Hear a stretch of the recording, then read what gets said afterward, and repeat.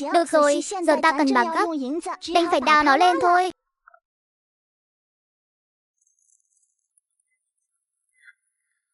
Ôi trời đất ơi, Hù chết tỷ rồi. Năm ngoái khi tỷ đến đây, chỗ này còn đứng thoải mái, sao giờ lại mềm xốp thế này?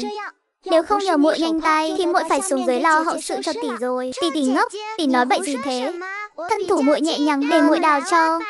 Liễu Nam Nam nhớ lại chuyện Mộc Bỉ bèn đồng ý với lời của Thế Hoa. Dọc đường đi không ít người trông thấy, giờ mà về lấy dây thừng sẽ gây chú ý. Vạn nhất có người phát hiện nhân này sẽ không còn phần của họ nữa. Hay là đẩy mấy tảng đá xuống, như vậy không gian sẽ rộng hơn. Tỷ, hai tảng đá lớn này nếu đẩy xuống, động tĩnh sẽ rất lớn, sẽ kéo cả thôn đến mất. Vậy nằm bò bên mép đá nhổ ra thôi, hỏng chút giấy cũng không sao. Không được đâu tỷ, cái này không thể được. Chỉ có nhân sâm vẹn toàn mới đáng giá nhất.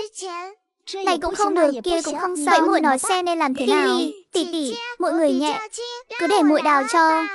Thế Hoa, vậy muội hãy cẩn thận đó. Tỷ sẽ đứng đây trông chừng muội. Ban đầu mọi việc đều rất suôn sẻ. Thế Hoa đã đào ở đó hồi lâu. Đúng lúc Thế Hoa vừa nhổ nhân tảng đá kia bỗng chốc như chúng ta, lập tức sụt lở. Thế Hoa, cẩn thận.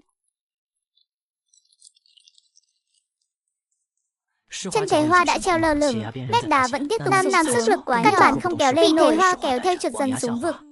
Tỷ, Nam nhìn tỷ đang bị mình kéo trượt xuống, trong lòng dâng lên cảm giác Nam hiểu nếu cứ thế này, sớm muộn cả hai cũng sẽ rơi xuống. Thế Hoa, không sao đâu, tỷ sẽ luôn giữ chặt lấy muội. Hi, tỷ nghe muội nói này. Nam cảm thấy tim đập thình thịch lên vào ánh mắt bình thản của Thế Hoa. Nam dường như hiểu muội ấy muốn nói gì. Tỷ không nghe. Tỷ là tỷ của muội phải nghe lời tỷ. Đừng lo cho nếu muội có mệnh hệ gì, cả đời này tỷ sẽ không tha thứ cho mình. Nam thấy hốc mắt nóng hổi, hai giọt lệ trong vắt rơi xuống mặt Thế Hoa. Chút hơi ấm mỏng manh ấy khiến Thế Hoa càng thêm kiên định. Tỷ đừng khóc, hãy mở tiệm bánh đó đi. Tỷ không muốn. Tỷ, bấy lâu nay muội đều nghe lời tỷ. Hôm nay hãy để muội được tùy ý một lần. Được làm muội của tỷ, muội rất hạnh phúc. Thế Hoa dùng tay kia dốc sức ném củ nhân sâm đi, rồi buông lỏng bàn tay của Nam. Tỷ, nếu có kiếp sau, muội vẫn muốn làm muội của tỷ. Thế Hoa. Liễu Nam nhận lấy nhân sâm, vội chạy về phía bằng nước mắt làm mờ đôi mắt, nắm chặt lấy củ nhân sâm mà đã dùng mạng sống để đổi lấy. Nam vừa hối hận tại sao ban đầu không trực tiếp đào nó lên. Tại sao lại đưa Thế Hoa đi cùng? Thế Hoa, muội nhất định phải sống, cho dù có gãy chân, tỷ cũng sẽ nuôi muội cả đời. Dọc đường gặp những dân làng khác, Nam chẳng màng tới tiếng gọi, trực tiếp chạy lướt qua. Khi nàng chạy tới dưới chân, chỉ thấy một đống đất đá lớn nhỏ ngổn ngang, chẳng thấy bóng dáng mảnh áo của Thế Hoa. Nàng nhất thời cảm thấy đất trời sụp đổ. Chẳng lẽ Thế Hoa đã bị vùi dưới đống đá này rồi? Thế Hoa, muội đã hứa với tỷ ra ngoài kiếm tiền, muội ở nhà lo liệu mọi việc, chúng ta cùng nhau chăm sóc Vân Đào trưởng thành. Nam không ngừng bới đá, cho đến khi đôi bàn tay nàng vẫn không thấy bóng dáng Thế Hoa đâu. Thế Hoa, muội phụ lòng cả đời của tỷ rồi. Tỷ, muội ở đây. Thế Hoa, muội ở đâu? Tỷ, muội ở ngay trên đầu tỷ này.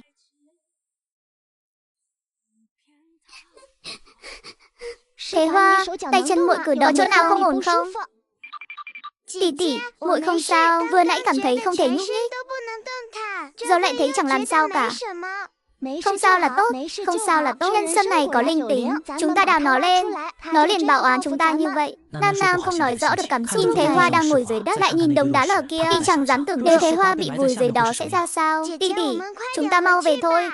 Mộc tỷ và Vân Đào nếu nghe thấy động tĩnh trong núi, chắc chắn sẽ hoảng sợ lắm. Không chỉ Mộc Như Yên và Vân Đào hoảng sợ, mà nhiều người trong thôn cũng thất kinh. Nhà ai có người vào núi đều đang đợi ở đầu thôn. Liễu Gia và thôn trưởng cũng ở đó. Năm ngoái Liễu Phục vào thành cũng gặp núi lở, bỏ mạng ở giữa đường, nay lại có núi lở. Có phải vì mấy năm nay không thành tâm để lễ Sơn Thần hay không, nên ngài mới nổi giận trừng phạt? Lão nhị nhà ta là người đọc sách, Sơn Thần nào dám giáng họa lên đầu nó? Chuyện quỷ thần mà các người dám ăn nói sằng bậy sao? Liễu lão đầu, hôm nay tôn nữ nhà ông cũng vào núi, giờ này vẫn chưa thấy ra, khéo lại đi theo vết xe đổ của cha nó rồi. Ta phi, cái đồ lão khuyết nhà ông, nói năng xui xẻo. Nam nhà ta mà ông còn dám hé thêm một lời, tin lão phủ đánh nát miệng ông không? Mục Như Yên dắt tay Vân Đào, nghe thấy cuộc đối thoại trong đám đông đã sợ đến cảnh tượng máu tươi của phụ thân. Vân Đào vẫn chẳng lẽ đại tỷ và nhị tỷ cũng gặp nạn dưới núi sao? Không đâu, tuyệt đối không có chuyện đó. Đại tỷ lợi hại như thế, nhị tỷ bị bọn buôn người bắt đi thì ấy còn đuổi kịp mà. Nam Nam nhà ông đúng là không tầm thường, nhỏ tuổi mà còn hung bạo hơn cả người lớn. Cái ngữ nữ nhi dám cầm rìu chém người dặn 8 thôn chỉ có mỗi nó. Gây hấn với quan phủ cũng không sợ, Chu Trung ngang tàng còn phải chịu thiệt trong tay nó. Đứa trẻ như vậy, có mạo phạm Sơn Thần cũng chẳng có gì lạ. Ông nói bậy, tỷ tỷ tôi tài nào mạo phạm Sơn Thần chứ? Tỷ tỷ tôi là người tốt nhất trên thế gian này. Ông còn nói xấu tỷ ấy, tôi sẽ liều mạng với ông. Ồ, trẻ con nhà họ Liễu này tính khí thật lớn, chắc cũng là học theo con Nam Nam kia chứ gì. Cái miệng ông lại khô môi, xem tôi dạy bảo ông thế nào. 3 tỷ muội Nam Nam số mệnh đã đủ đắng cay, một thôi mà ông không giúp đỡ thì thôi, lại còn đứng sau lưng kêu dệt. Tôi thấy ông chính là đố kỵ vì tôn nữ nhà ông vừa béo vừa ghen tị hai cháu gái họ Liễu xinh đẹp như hoa. Đám đông cái vã không ngớt, trên núi cuối cùng cũng có mấy người chạy làm vội vàng vây quanh. Người nhà lập tức mừng rỡ phát khóc. Liễu lao đầu, tôi thấy Nam Nam nhà ông đi về phía khu vực đó đấy. Câu nói này khiến Liễu Gia Gia run rẩy toàn thân. Nó đến đó làm gì? Các người thấy sao không ngăn lại? Chúng tôi có gọi nhưng nó không đáp. Lúc ấy ai nấy đều hét lớn địa chấn rồi. Lời chạy giữ mạng còn chẳng kịp. Vân Đào, con theo Mục tỷ về trước. Gia Gia vào núi tìm tỷ tỷ cháu. Mọi người vội can ngăn, nói vào núi rất nguy hiểm. Ngay cả thôn trưởng cũng khuyên lúc này vào núi là bất ổn. Nhưng Liễu Gia Gia không nhất quyết đòi lên núi. Gia Gia, ông gọi cháu có việc gì? Giây phút Liễu Gia Gia nhìn thấy Nam Nam và Thế Hoa, ông bỗng chốc xúc động khôn nguôi. Các cháu có bị thương không? Sao lại chạy lên núi làm gì? Chẳng phải cháu đang bán mạ cao sao? Cứ lo bán cho tốt, còn vào núi làm chi nữa? Nam Nam còn chưa kịp trả lời, đang nghe thấy tiếng một nữ nhân. Phụ thân. Nam Nam ngoảnh đầu nhìn lại, thấy Lưu Đại Phương đang điệu giỏ từ phía sau đi tới. Chẳng lẽ bà ta vừa nãy cũng ở trên núi sao? Sao mình hoàn toàn không để ý thế nhỉ? Đại Phương, con vào núi từ bao giờ thế? Lưu Đại Phương đưa mắt nhìn Nam Nam với vẻ khó hiểu. Hôm nay con về lấy chút đồ, nhưng bảo con vào núi hái ít măng rừng. Liễu Gia Gia không nói gì, quay sang bảo Nam Nam, các cháu mau về nhà đi, sau này không được lên núi nữa. Cứ vào núi một lần là gây chuyện một lần. Con dám chạy loạn, ta cấm cả vào thành luôn đấy. Nam Nam vội vàng hứa rằng sẽ không vào núi, liền cùng đệ muội đi về nhà. Hai tiểu cô nương đi trên phố xá sầm uất, hãy thấy ai nhìn mình thêm vài cái lại căng thẳng ôm chặt giỏ. Trời đất ơi! Tỷ tỷ, dáng vẻ tỷ như vậy, khác nào nói cho thiên hạ biết tỷ có nhân sâm. Thế Hoa, muội nhỏ tiếng một chút. Ha ha, tỷ tỷ đừng sợ.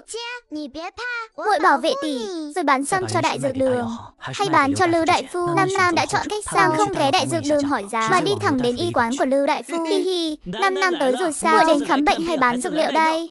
Tần Tam ca, muội có đồ tốt, huynh đi mời Lưu Đại Phu ra đây. Muội thì có đồ gì tốt chứ? Bao lấy ra đây để huynh cân xem nào. Trời đất ơi! Huynh khinh thường ai đó, hôm nay muội cho huynh mở mang tầm mắt.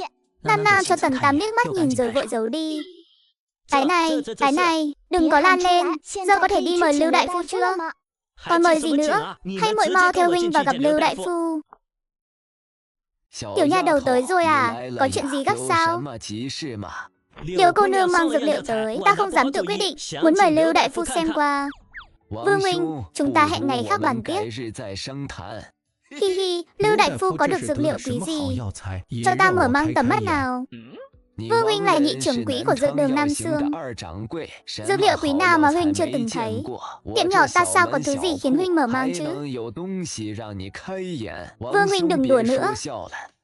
Ha ha ha, Nam Sương của ta dù tốt đến mấy, Lưu Đại Phu ngài cũng đâu có chịu tới. Ta thấy tiểu cô nương này rất lanh lợi. Cháu hái thuốc ở đâu vậy? Lưu Đại Phu có chút cạn lời, biết rằng hôm nay nếu không cho họ ông ta sẽ không chịu rời đi. Tần Tam, mở hộp ra đi. Trông thấy vật phẩm trong hộp, cả hai người lập tức đứng bật dậy. Đây là nhân sâm vừa mới đào lên. Nhìn những chiếc lá này, nhìn những rễ con này xem, rơi khỏi đất tuyệt đối không quá 3 ngày. Hi hi, Vương thúc thật tinh tường. Của thực hôm qua cháu mới đào từ Thâm Sơn về, hôm nay liền mang tới cho Lưu Đại Phu. Ở tiệm Nam Sương chúng ta, nhân sâm bao nhiêu năm tuổi cũng có, nhưng sâm mới ra đất thế này thì hiếm thấy. Củ sâm này nhiều nhất cũng chỉ 20 mấy năm. Tiểu cô nương định bán bao nhiêu bạc? Nam Nam cười gượng, nhìn Lưu Đại Phu mà không nói. Hi hi, Lưu Đại Phu chớ trách, ta thấy hằng tốt là quen miệng hỏi vài câu. Chắc ngài cũng đã rõ, chứ không có ý định tranh giành với ngài. Củ nhân sâm này nếu mang đến thành Kim Lăng, ít nhất cũng bán được 500 lượng. Nhưng ở nơi hẻo lánh này của chúng ta, y quán nhỏ của ta thực lực có hạn, chỉ có thể trả 300 lượng. Liễu cô nương, giá này cháu hài lòng không? Hi hi, Lưu đại phu ngài nói gì vậy? Giá ngài đưa ra, sao cháu có thể không ưng? 300 lượng thì 300 lượng, vì cháu đang cần tiền gấp.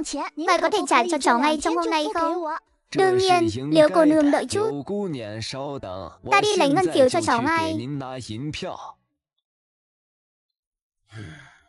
Liễu cô nương, là thật sao? 300 lượng mà đã bán rồi. Gốc nhân sâm này nếu đưa đến Nam Xương của ta sẽ trả cho cháu 500 lượng. Đa tạ ý tốt của Vương thúc, chỉ là cháu đã quen làm việc với Lưu đại phu. Ngài ấy lại có ơn lớn với gia đình cháu, và lại giờ đã bán cho Lưu đại phu rồi.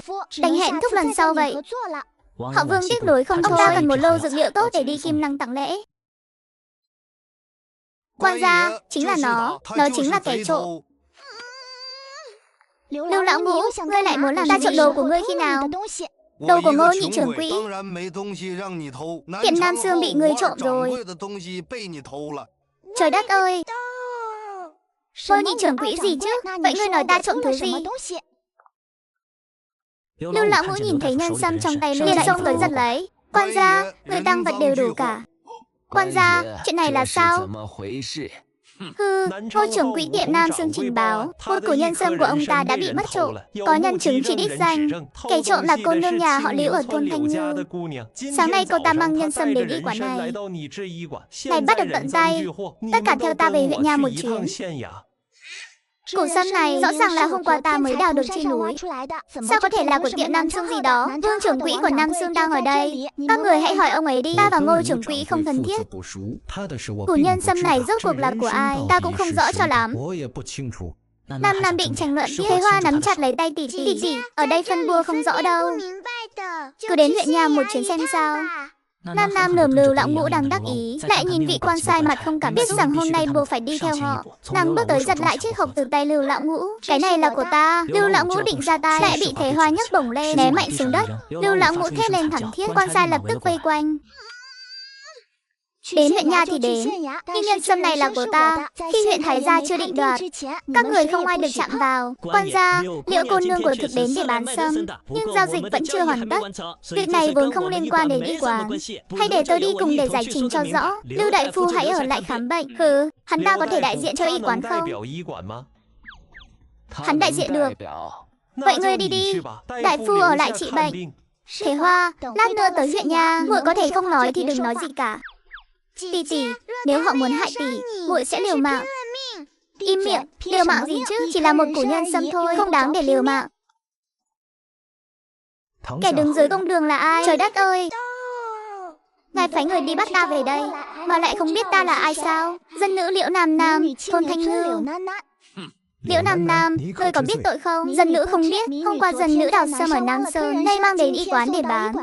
Mua bán chưa thành, đã bị quan sai dẫn giải tới đây. Nhất quyết nói sâm của dân nữ là trộm từ Nam Xương. Thưa Thanh Thiên đại nhân, dân nữ 19 tuổi, đến tiệm Nam Xương ở đâu còn không rõ, thì trộm nhân sâm của họ thế nào được? Xin Thanh Thiên đại nhân làm chủ, trả lại sự trong sạch cho dân nữ. Liễu cô nương thường mang thuốc tới y quán chúng tôi, không hiểu tiệm Nam Xương kia sao lại cấu kết với Lưu lão ngũ mà khăng khăng bảo cô nương ấy trộm sâm. Ngô Đồng, ngươi là nguyên cáo, ngươi hãy nói xem sự việc thế nào. Thưa đại nhân, sự việc là qua gia nhân đi thu mua được một củ sâm. Tối đó đi ngang qua Nam Sơn nghỉ chân, vừa vặn gặp Liễu cô nương lên nồi hái thuốc, chẳng ngờ cô ta nảy lòng tham trộm cắp. Thừa lúc gia nhân không phòng bị bắn nắng mất củ nhân sâm, đại nhân xem, rừng Nam Sơn thủ giữ trùng điệp, địa hình lại hiểm trở, một tiểu cô nương sao hái nổi nhân sâm? Ngươi nói bậy, sâm này rõ ràng là ta đào được. Lúc đào lên cả một mảng đá núi còn bị sạt lở. Hi. Liễu cô nương tuổi còn nhỏ, cứ thành thật nhận tội, ta sẽ không truy cứu. Đợi đến khi nhân chứng tới làm rõ tội trạng, thì cái họa lang mục này khó mà tránh khỏi. Hóa ra còn có nhân chứng. Vậy xin mời lên đây. Lưu lão ngũ lập tức đi về phía. Rất nhanh đã dẫn một vị phu nhân ra ngoài. Lập tức hiểu ra chuyện gì. Lưu đại phương, hóa ra là bà hại ta. Ngươi chính là nhân chứng, dân phụ người thôn Thanh Ngư. Lưu đại phương, nói vậy là bà và Liễu Nam cùng một thôn sao? Sao ngươi thấy cô nương này trộm nhân sâm ư? Ngày hôm qua dân phụ lên núi hái củi đã tận mắt thấy hắn lấy trộm nhân sâm, không dám giấu đại nhân. Thực ra Nam Nam chính là cháu gái của dân phụ, chỉ là đứa nhỏ này từ bé đã không thành thật, lại nổi danh là kẻ đánh đá trong thôn. Nó đối với dân phụ cũng chẳng chút tôn trọng. Dân phụ tuy là đại bá nương của nó, nhưng thường xuyên bị nó tới tận cửa nhục mạ. Ôi Nam Nam giận đến mức trắng bệch, chưa từng thấy ai mặt dày vô sỉ đến thế. Lưu Đại Phương, bà đổi trắng thay đen vu khống ta, trên đầu bà thước có thần linh, bà không sợ gặp báo ứng sao? Hai tiểu cô nương vì hái củ nhân sâm này, bà suýt chút nữa đã phải đại bá nương cùng nãi nãi không những chẳng quan trí còn vui cho là đem họ lên tận công đường huyện nha. Đại Phương, Nam Nam, chuyện này là sao? Sự xuất hiện của Liêu Vĩnh khiến Lưu Đại Phương rối loạn. Bà ta định quay đầu lại, Lưu lão ngũ bên cạnh giữ chặt tay. Nam Nam theo bản năng giữa Lưu Đại Phương và Lưu lão ngũ như có quan hệ mờ ám. Ngươi lại là ai? Thảo dân Liễu Vĩnh, Thôn Thanh Ngư, là đại bá của đứa nhỏ. Nhị đệ của ta không còn nữa, làm bá phụ, ta nên có trách nhiệm. Nam Nam tuy thiếu sự giáo dưỡng của phụ mẫu, ít nhiều đã cùng nhị đệ ta đọc sách. Kỳ thực con bé rất thông minh, lại cần cù tháo vát vô cùng. Là đứa trẻ ngoan có tiếng trong thôn chúng ta, tuyệt đối không làm ra chuyện trộm cắp. Kính xin đại nhân minh xét. Trời đất ơi! Không ngờ trong lòng đại bá, ta lại ưu tú đến vậy. Chuyện này thật kỳ lạ. Lưu Đại Phương nói nó vô lễ lại đánh đá, còn tận mắt thấy nó lấy trộm đồ. Ngươi lại bảo nó thông minh, hiểu tuyệt đối không trộm cắp. Chỉ một tiểu cô nương thế này mà phu thê hai người lại nói hai lời cực đoan. Bà rốt cuộc bị làm sao vậy? Bà với Nam Nam không tôn trọng thì cũng là chuyện trong nhà đóng cửa bảo nhau. Sao có thể náo loạn đến mức này? Lưu lão ngũ gạt tay Liễu Vĩnh ra, không cho Lưu Đại Phương để tâm đến ông ta. Thật tức trách ta mà. Chuyện sắp thành rồi mà lại thế này. Nửa đường lại nhảy ra kẻ phản đám. Đại nhân, tôi có thể gọi gia nhân hôm qua mang sâm tới, để làm chứng củ nhân sâm này thuộc về Nam Sương.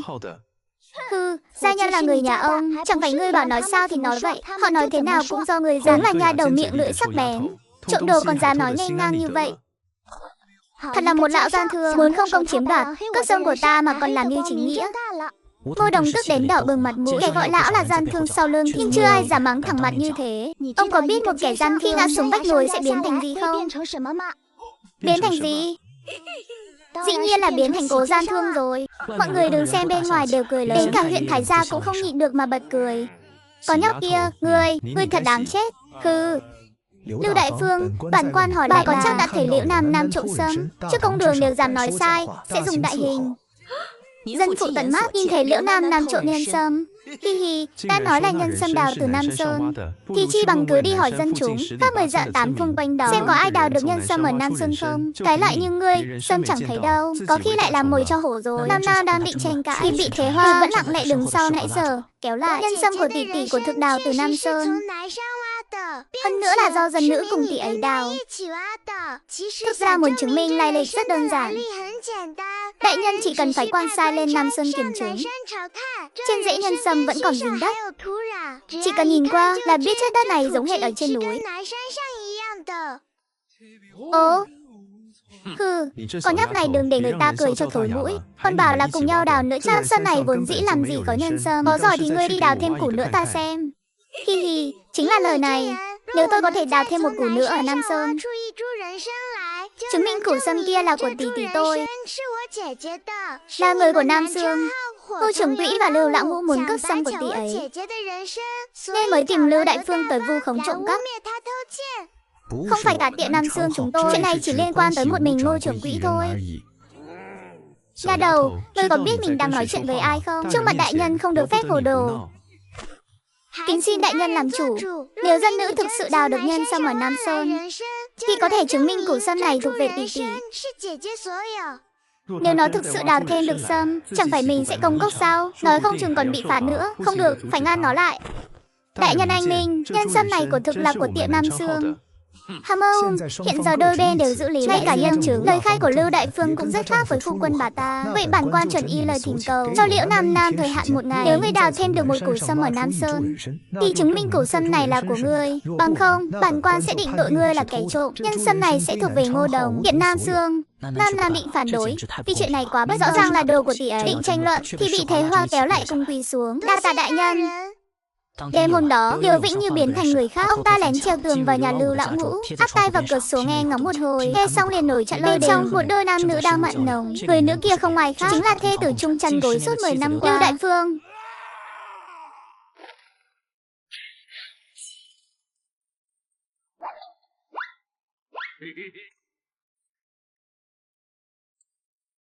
Liều Vĩnh, đừng đánh nữa, mau dừng tay lại đi. Con mụ thối tha, dám cắm sừng ta sao? Ta sẽ bỏ ngươi, đánh chết hắn. Ta lập tức thu ngươi. Hừ, dựa vào hạng như ngươi mà đòi đánh chết ta. Xem đêm này ai chết. Ta cho ngươi biết, ngay đầu thê tử ngươi vào thành. Lao tử đã ở cùng rồi. Ta phải đánh chết ngươi, ta phải đánh chết ngươi. Tiếng ẩu đả trong nhà làm kinh động hàng xóm. Hàng xóm của Lưu Lão Ngũ chính là đám lâu la của hắn. Ngươi đừng làm hại mạng ông ta. Hừ, xem ra người vẫn còn lo lắng cho lão sao. Theo lão từ lâu như vậy mà vẫn chưa quên được gã nghèo này à? Ai bảo thê tử này của ngươi tự dưng có bản lĩnh thì giết ta đi. Xem ngươi có dám không? Hi hi hi hi, ta thực sự dám đấy. Hai đứa bay, ra tay đi.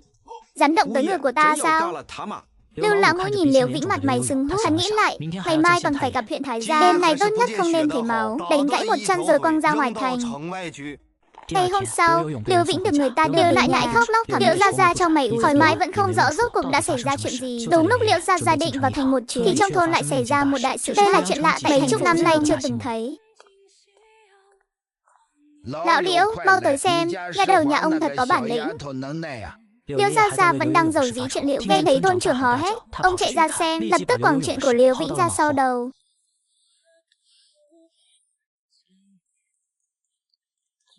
Nhị tỷ, tỷ làm sao vậy? Vân Đào, sao tỷ đệ lại chạy ra đây? Chẳng phải đã bảo ở nhà đợi tỷ về sao?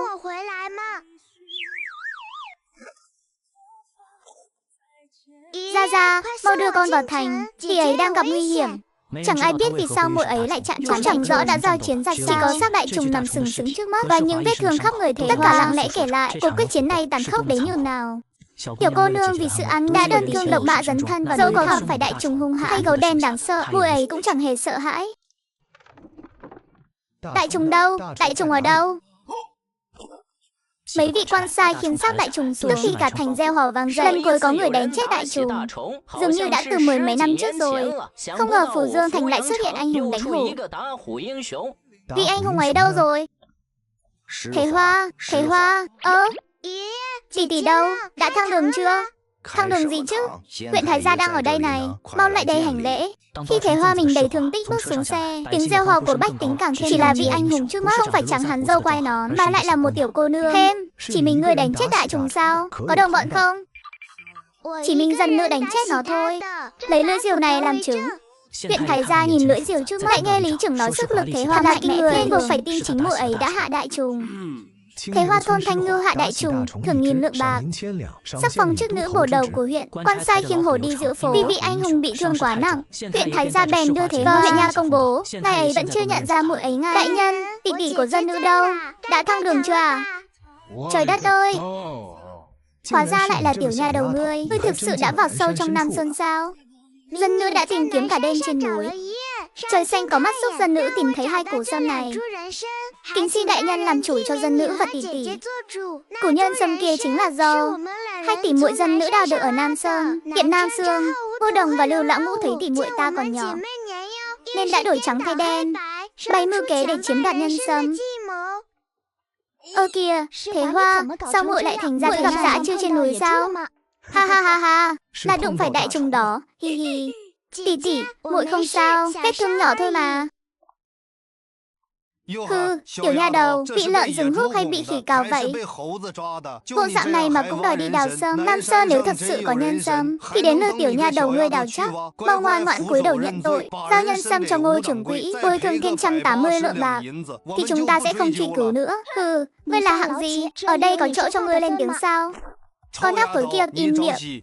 Hừ, to gan, chứ không đường hái để cho điều dân các ngươi hồ đồ. Người đâu? Tôi xuống đánh người đại bản. Chuyện này là thế nào? Hôm qua Ngô Đồng chẳng phải đã hối lộ huyện Thái Gia rồi sao? Sao chỉ qua một đêm, thái độ ngài ấy lại thay đổi như vậy? Đây là nhân sâm anh hùng đả hổ Thế đã đào được trên Nam Sơn đêm qua. Giờ các ngươi còn lời gì để nói? Ha ha ha, bẩm đại nhân, kẻ hèn này đang định bẩm báo đây là hiểu lầm. Củ sâm của kẻ hèn đêm qua đã tìm thấy trong kho rồi. Vì kẻ hèn có chút sơ suất khiến Liễu cô nương phải chịu uất ức. Kẻ hèn nguyện mua lại củ sâm này với giá cao để tạ lỗi cùng Liễu cô nương. Hừ, ta nhổ vào. Lời này của ngươi ai mà tin được? Nhân sâm này dẫu có đen tặng cũng không bán cho ngươi. Bổn cô nương tuyệt đối không chấp nhận lời tạ lỗi. Hi hi hi hi hi. Liễu cô nương, cô và Lưu Lão Ngũ có ăn oán gì? Thì tự cô hiểu rõ, việc này không can hệ tới tiệm Nam Sương, cũng chẳng can dự gì đến Ngô Đồng. Ngô Đồng nói bóng gió như vậy để đổ hết mọi tội lỗi lên đầu Lưu Lão Ngũ. Ngô trưởng quỹ, ông nói thế là ý rõ ràng ông bảo ta rằng lấy được sâm của Liệu cô nương thì chúng ta chia đôi, giờ sao lại bảo là hiểu lầm? Đại nhân minh xét, việc này do Ngô Đồng xúi giục kẻ hèn. Chính hắn bảo kẻ hèn và Lưu Đại Phương diễn kịch để chiếm đoạt nhân sâm của Liệu cô nương. Liễu Nam Nam nhìn hai kẻ đang cắn xé lẫn nhau, lại nhìn Thế Hoa đang xanh xao yếu ớt. Thế Hoa, muội còn chịu được không? Đi đưa muội đến chỗ Lưu Đại Phu điều trị trước nhé. Tỷ tỷ, cứ giải quyết xong chuyện ở đây đã. Nếu để tỷ phải ở lại đây thêm đêm, muội sợ Vân Đào sẽ lo sợ mất. Tất cả im miệng cho ta. Lưu Lão Ngũ, người vu khống Liễu Nam Nam đại mưu đồ chiếm đoạt tiền tài, tội ác tày trời, lôi xuống đánh 20 đại bản, đầy ra ngoại thành làm khổ dịch. Ngô Đồng, người cấu kết với Lưu Lão Ngũ, tuy không phải chủ mưu nhưng tội khó tha thứ, đánh 20 đại bản, phạt bạc 100 lượng. Hi, đại nhân, đông gia của chúng tôi nhờ tôi gửi lời thăm đại nhân, xin đại nhân nể mặt tiệm Nam Sương vốn vẫn luôn hiếu kính với ngài và rộng lòng tha cho kẻ hèn này một lần. Đại nhân, tiệm Nam Sương dẫu lợi hại thì can gì đến Ngô Đồng hắn? Chẳng lẽ chỉ vì hắn là nhị trưởng quỹ của Nam Sương mà làm sai cũng có thể bao che sao? Trưởng quỹ của tiệm Nam Sương ta, há là hạng sương dã như ngươi có thể so. Đại nhân định đoạt ra sao? Há để hạng như ngươi xen vào. Vậy từ hôm nay trở đi, ngươi không còn là trưởng quỹ của Nam Sương nữa. Đại nhân, nhị trưởng quỹ Ngô Đồng bất chấp đạo buôn bán, mượn danh tiệm Nam Sương làm điều phi nghĩa, làm tổn hại thanh danh tiệm chúng tôi. Nay ta với tư cách thiếu đông gia của Nam Sương, chính thức gạch tên Ngô Đồng khỏi tiệm. Mọi hành xáo của hắn không còn can hệ tới tiệm ta nữa. Hi, Hứa công tử của Nhiên thấu tình đạt lý. Vậy thi hành phán quyết, Ngô Đồng chịu trợ hình 20, phạt bạc 100 lượng. Nam Nam vẫn cảm thấy chưa nguôi giận, sau này sẽ tìm cơ hội báo thù hai kẻ. Biểu cảm ấy khiến Hứa Nguyên Lai không nhịn được cười. Liễu cô nương, lâu ngày việc này khiến cô chịu uất ức rồi. Để biểu đạt ý tạ lỗi, ta nguyện mua lại nhân sâm của cô với giá cao. Hi, sao Hứa công tử lại biết chuyện này? Tuy Ngô Đồng trước đó là người của ngài, nhưng việc này thực sự không liên quan đến ngài. Ngài đã đuổi hắn đi, coi như đã cho ta lời giải thích, không cần mua sâm giá cao đâu. Liễu cô nương không giận ta là ta nhận tin hơi muộn, bằng không hôm qua đã tới xử lý rồi, để cô phải chịu ấm ức cả đêm. Cô nương đừng từ chối. 3 củ nhân sâm, mỗi củ 500 lượng, ta mua hết. Liễu cô nương thấy thế nào? Sức nặng Thế Hoa tựa vào vai Nam Nam, cả người muội ấy đã đang bành bế thúc muội ấy lên đưa thẳng bất tòng tâm. Sức của nàng còn yếu quá. Công tử, việc này chúng ta nhân anh minh thần võ. Đã rửa sạch hàm oan cho tiểu nữ. Liễu Nam Nam thuận tay thu 2 củ nhân sâm. Cái nha đầu chẳng lẽ còn sợ bổn đại nhân tham ông nhân sâm của ngươi sao? Đây là việc bản quan nên làm. Thế Hoa nha đầu đả hồ có công. Bản quan định bày tiệc chiêu đãi, Hứa công tử cũng cùng tới nhé. Hi, đại nhân ưu ái, nhưng thương thế của Thế Hoa quá nặng, cần phải đi tìm đại phu ngay mới được. Đợi Thế Hoa dưỡng thương xong, chúng ta sẽ vào thành thiết kiến đại nhân ạ. Được rồi, ta phái người đưa các ngươi tới y quán nhé. Đa tạ đại nhân. Vốn định trong yến tiệc sẽ thưởng bạc cho hắn, đành phải đợi thêm ít ngày vậy. Hi, khoản tiền thưởng này đại nhân trao trước cũng được mà. Mau đưa Thế Hoa tới y quán đi. Chuyện tiền thưởng để sau hẵng bàn. Biểu đệ nhận xét về Liễu cô nương của không sai. Nàng ta quả thực là một tiểu tài mê. Hi, Hứa công tử, 500 lượng một củ. Tiệm Nam Sương còn muốn mua không? Củ còn lại muội không bán sao? Muội đã hứa bán cho Lưu đại phu rồi ạ. Lưu đại phu trả giá bao nhiêu?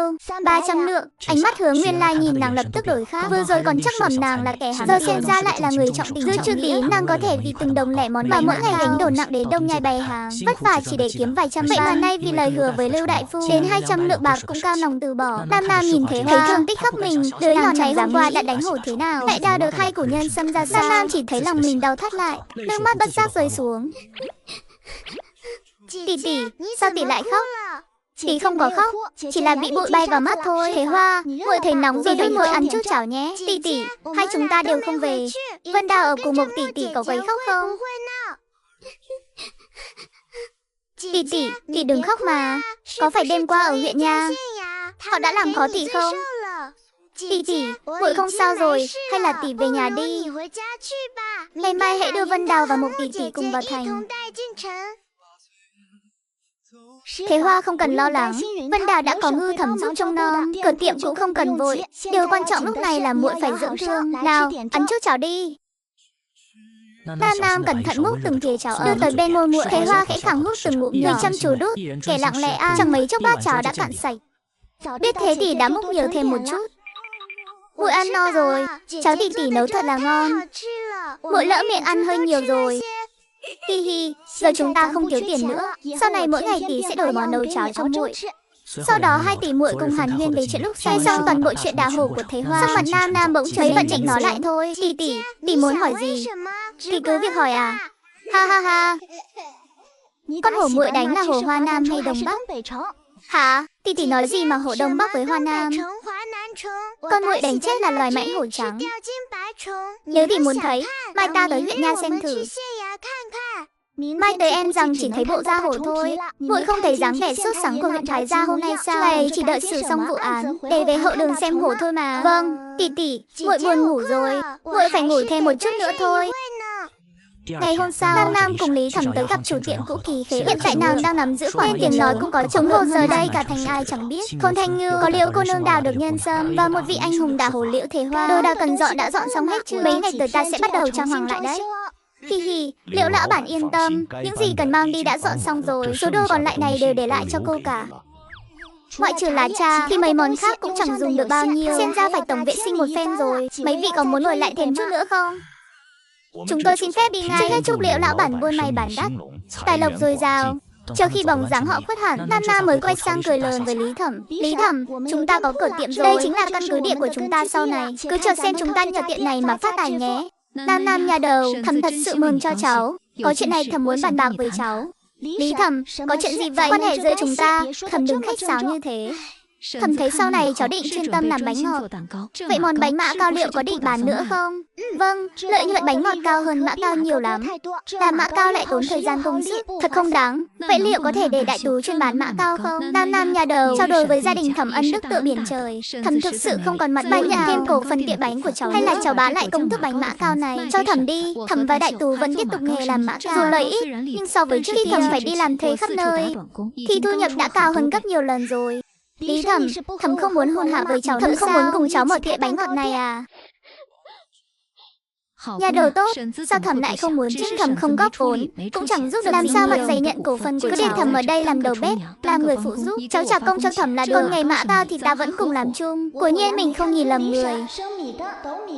Lý Thẩm trước món lợi lớn từ bánh ngọt mà vẫn cam lòng khước từ thêm. Lý Thẩm, Thẩm thực sự chỉ muốn bán mã cao thôi sao? Nhà đầu tốt, lòng thành của cháu Thẩm thấu hiểu rõ. Nhưng người ta quý ở chỗ biết đủ. Đại tú và mấy đứa em còn nhỏ, Thẩm không thể để chúng dựa dẫm vào cháu cả đời được. Nghề mã cao là tốt lắm rồi, nuôi sống bố mẹ con Thẩm không thành vấn đề. Vậy cũng được ạ, Thẩm cũng đừng nói chuyện chế trác nữa.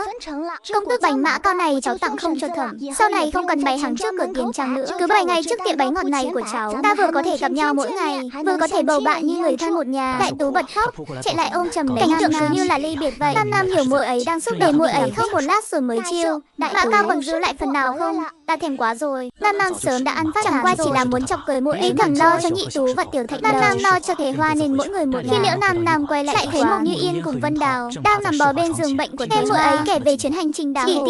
Tỷ về rồi. Nhị tỷ bây giờ lợi hại lắm luôn. Hi. Đợi đệ khôn lớn, chắc chắn còn giỏi hơn cả Thế Hoa nữa. Thời gian này, Mộc tỷ hãy ở lại y quán chăm sóc Thế Hoa nhé. Vân Đào để tỷ đưa sang nhà Lý Thẩm chơi với Tiểu Thạch Đầu. Tiệm bánh sắp sửa trang hoàng lại, tỷ định sẽ dọn qua đó ở luôn. Ha. Tỷ, thương thế của muội khá hơn nhiều rồi, không cần thiết phải ở lại y quán đâu. Chẳng phải tỷ bảo phía sau tiệm có 2 căn phòng trống dành cho chúng ta ở sao? Hay là mai ta dọn qua đó luôn đi tỷ? Nhưng thợ thi công sẽ rất ồn ào, thì em muội không thể nghỉ ngơi tĩnh dưỡng. Không sao đâu tỷ. Nằm trên giường mãi muội thấy gần cốt rượu dã hết rồi. Cứ để muội đi, đâu cho tỷ cứ phải lo lắng chạy ngược chạy xuôi. Cứ để Thế Hoa ở lại tiệm bánh đi, tỷ sẽ chăm sóc muội ấy thật tốt. Điều lão bản, ta cũng chẳng muốn ở y quán, ta muốn được ở cùng muội. Vân Đào muốn ở trong tiệm bánh, ngày nào cũng được ăn bánh ngọt cơ. Ăn nữa là đệ sẽ béo tròn như quả bóng nhỏ đấy. Mấy đứa trẻ đang cười đùa vui vẻ thì lão Lý bỗng hớt hải chạy tới. Nam nhà đầu, Gia của cháu bị người ta đánh rồi. Sao lại thế à? Ai đánh Gia cháu? Ngươi của thôn Hồng Diệp sao? Không phải, lão bị đánh ở ngay trong thành này. Kẻ nào thì ta cũng không rõ. Đầu Gia cháu bị đánh rách một mảng, đang chờ đại phu khám đấy. Tỷ, chúng ta cùng đi tìm Gia đi. Thế Hoa, vết thương của muội có ổn không đó? Không sao đâu tỷ, mau đi xem Gia thế nào đi ạ. Gia cháu tới đây không mang tiền thuốc xem đại phu vẫn chưa trả. Không sao, để cháu trả. Gia vẫn đang. Tại sao lại vào thành? Vào thành rồi sao không tìm cháu ngay? Ông ấy vào thành một mình sao? Sáng sớm ông ấy ngồi xe bò của Kim ta và nói là có việc cần làm. Suốt dọc đường ta gặng hỏi có chuyện gì. Ông ấy cũng chẳng màng đáp vào thành đã vội vàng đi mất hút. Đến tận giữa trưa, ta không yên lòng nên đi nghe ngóng thử.